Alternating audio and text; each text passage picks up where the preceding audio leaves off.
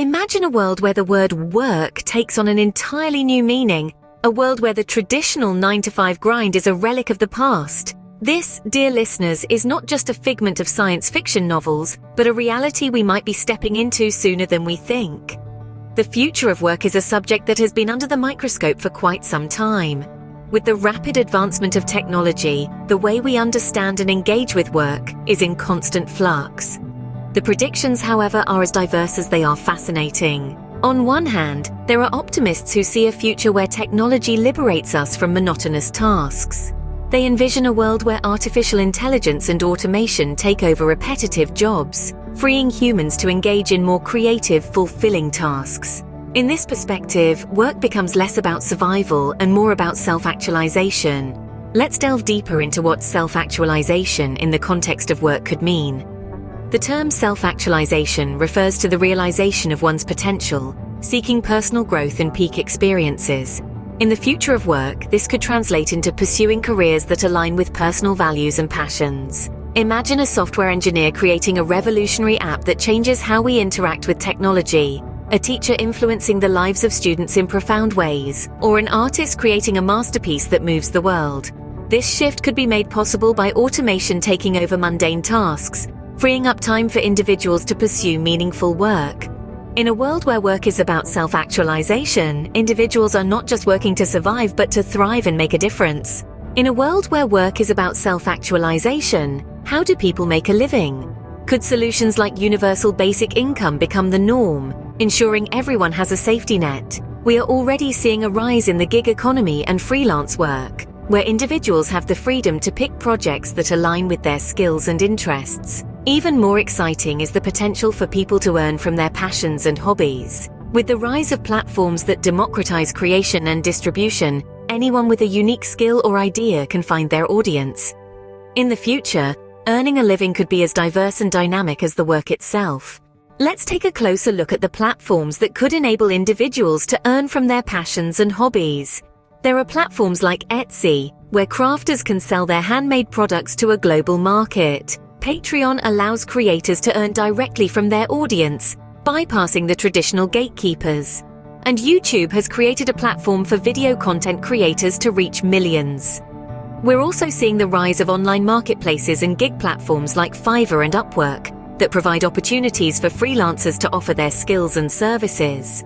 And let's not forget the potential of blockchain technology in creating decentralized platforms for creators. These platforms are democratizing creation and distribution, opening up new avenues for earning. As we look to the future, these platforms could play a pivotal role in redefining how we earn. On the other hand, there are pessimists who fear the rise of machines. They predict a future where jobs are scarce, and humans must compete with robots for employment.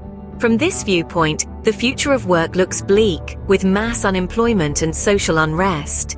Let's delve deeper into the dystopian future where jobs are scarce. The rise of machines has led to mass unemployment. People wandering jobless, their skills and expertise rendered useless by the superior efficiency of robots. This picture of the future is not just about joblessness, it's also about the societal unrest that could follow. Economic instability, riots, and increasing divide between the wealthy and the poor. The rich are getting richer, leveraging advanced technology for their benefit, while the working class struggles to find their place in this new world order. In this dystopian future, the societal and economic implications are profound and unsettling, casting a long shadow over the optimistic vision we previously explored. In a dystopian future where jobs are scarce, how do people survive? They resort to alternative means of survival, such as bartering, communal living, and self-sufficiency. In this dark, jobless future, people are forced to rely on each other more than ever before, to share resources and to work together for mutual benefit. But this is not just a bleak picture of desperation. Some individuals and groups promote this view of the future, often with the motive of advocating for societal and economic reform.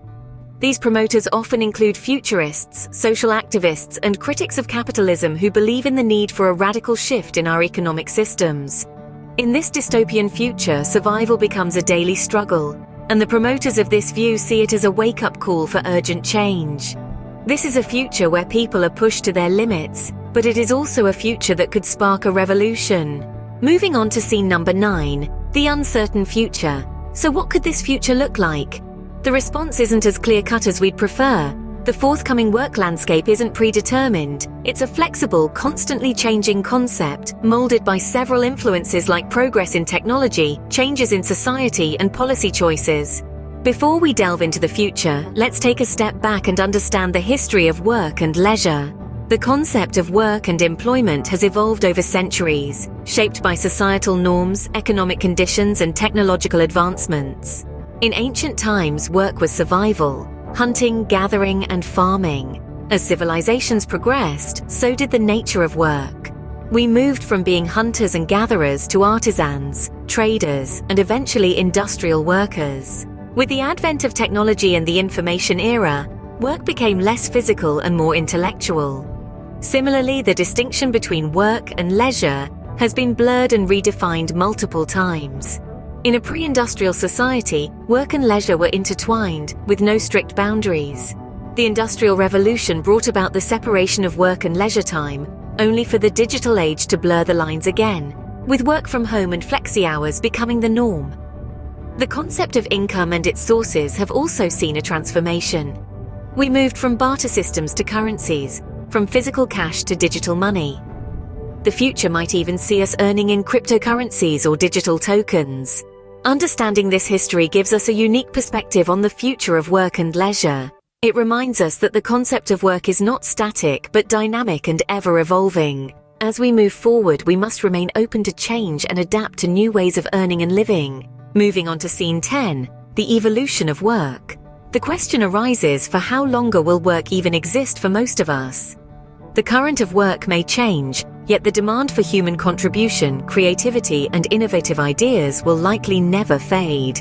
It appears that the future of work is not about its extinction, but about its evolution and transformation.